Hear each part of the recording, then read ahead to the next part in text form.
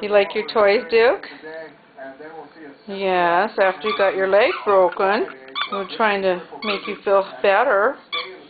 Giving you all kinds of toys, huh? You like that toy? What about the other toy I got you? Like that one?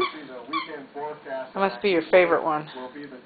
Which one's your favorite one? Again, record highs very possible. Some computer models putting high temperatures by Monday. Like that one too? What a good boy, Duke. What a good boy. Oh yeah.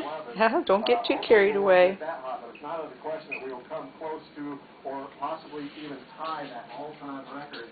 That again is 111 degrees. Let's move ahead and look at our forecast for tomorrow. As I said, temperatures will be warming up anywhere from 5 to 10 degrees from what we're seeing today. So an afternoon high in Boise of 94 degrees, 91 the forecast high for Nampa, 92 in Weiser.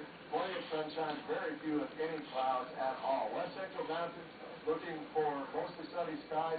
Good boy, Duke. Good boy.